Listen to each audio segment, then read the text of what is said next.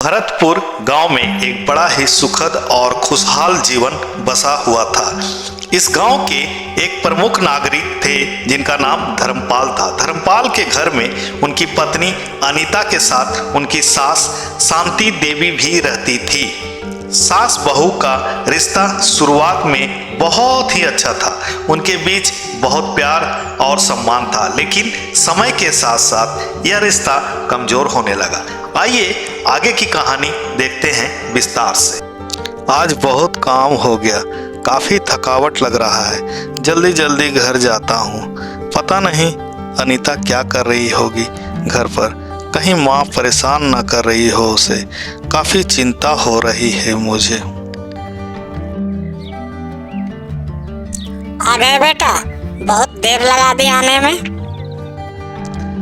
हाँ माँ, देख तो रही हो आ गया मैं। आज कुछ काम ज्यादा था, इसलिए आने में थोड़ी देर हो गई। अरे बेटा, मुझे दिखाई भी तो कम देने लगा है। पता नहीं चश्मे का पावर कहीं कम तो नहीं हो गया। मेरी उम्र भी तो हो गई है। इस उम्र में बीमारी का होना लाजमी है।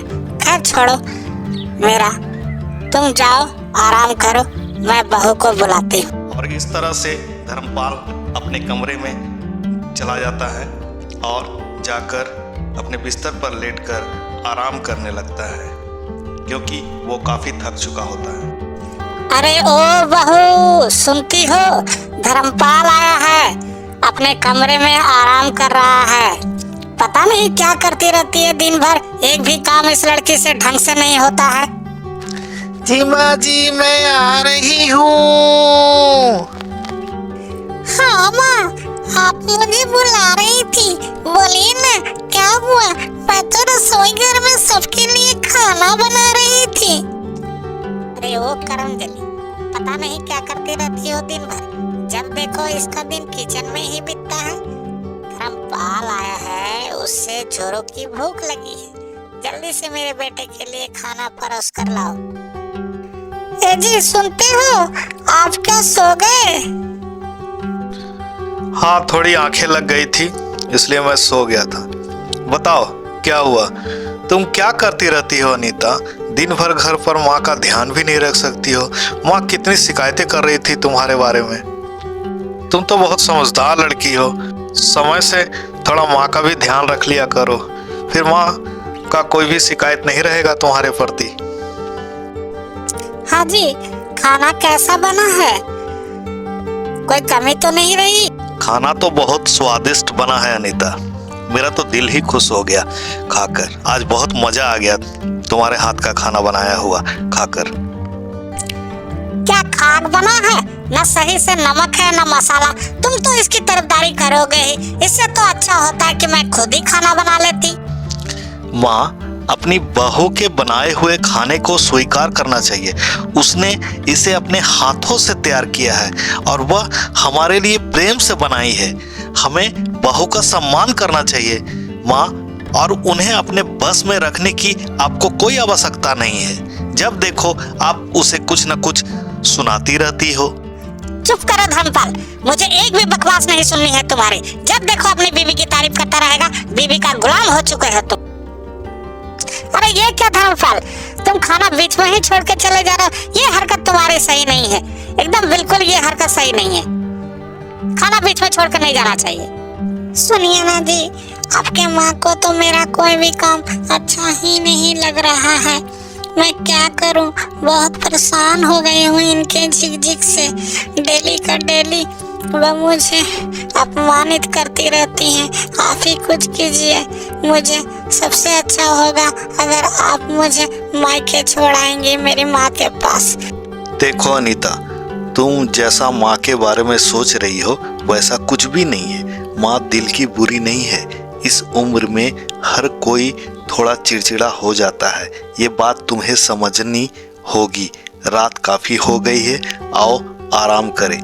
मुझे भी कल काम पर सुबह जाना है।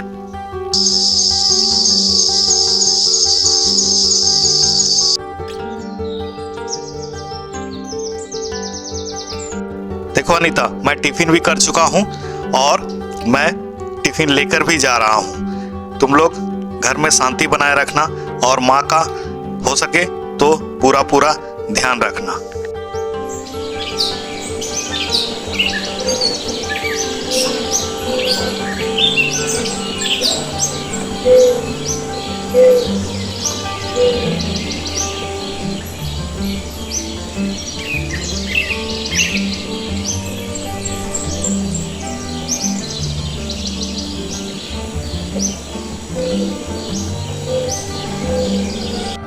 अरे धर्मपाल, कहाँ की तैयारी है? बहुत दिनों से मुलाकात नहीं हुआ तुमसे। क्या हाल चाल है घर पर? सब कुशल मंगल है ना? हाँ यार, सब कुछ मजे में है।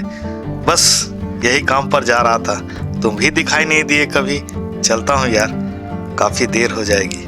फिर कभी मिलता हूँ फुर्सत से।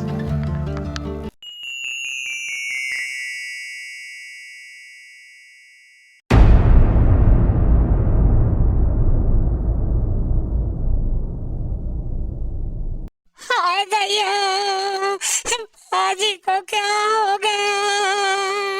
पता नहीं मैं क्या करूँ। माँ जी, पता नहीं क्या हो गया माँ जी को। मुझे धर्मपाल को फोन करना पड़ेगा। हेलो हेलो धर्मपाल, मैं संगीता बोल रही हूँ।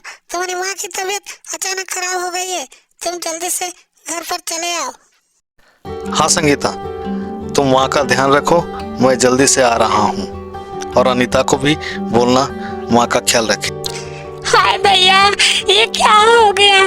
सब मेरे वजह से हुआ, सब मेरे वजह से हुआ। माँ जी का तबीयत खराब हो गया इतना, मैं क्या करूँ? देखो अनीता, अब ये रोना धोना बंद करो। माँ जी अपने आप ठीक हो जाएंगी, ठीक है? अब मैं आ गया हूँ, अब ऐसा चिंता की कोई बात नहीं है। उनको आराम की सख्त जरूरत है, ठीक है? तुम जाओ अपने कमरे में आराम करो। भाभी, मैं चलती हूँ। हाँ, आप अपना ध्यान रखिएगा और माँ जी का भी, ठीक है? चिंता की कोई विषय नहीं है। हाँ, आप रोना धोना बंद कीजिए और अपना ख्याल रखिए। धर्मपाल भैया, मैं चलती हूँ, बहुत देर हो गई है। हाँ, आप माँ जी का ध्यान रखिएगा और भाभी का। मैं आती जाती रहूंगी। बहुत बहुत धन्यवाद संगीता, जो तुम आई और सबका ख्याल रखी। आती रहना। माँ जी, ये दवा पी लीजिए, आप जल्दी से ठीक हो जाएंगी, चिंता मत कीजिए। हाँ बहू, पी लेती हूँ दवा।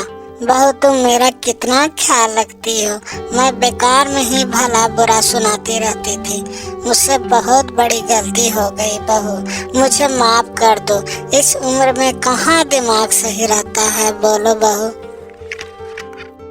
मैं आपकी बातों का बुरा नहीं मानती, आप तो मेरी माँ समान हैं। मेरा तो फर्ज बनता है आपका ख्याल रखना, इसलिए आप ऐसा कुछ भी मत सोचिए। माफी तो मुझे मांगनी चाहिए, जो मैं आपको गलत समझती थी। अब आप आराम कीजिए माँ। शांति देवी यानी अनीता की सास और धर्मपाल की माँ अपनी बहू के प्रति दृष्टि बदली और उन्हें अपनी गलती का एहसास हुआ और बहू की समझदारी का सम्मान किया। उनके बीच का रिश्ता फिर से मजबूत हो गया और उनके घर की खुशियाँ लौट आई। इस कहानी से हमें यह सीख मिलती है कि सास और बहू के रिश्ते को समझ और समर्थन की आवश्यकता होती है।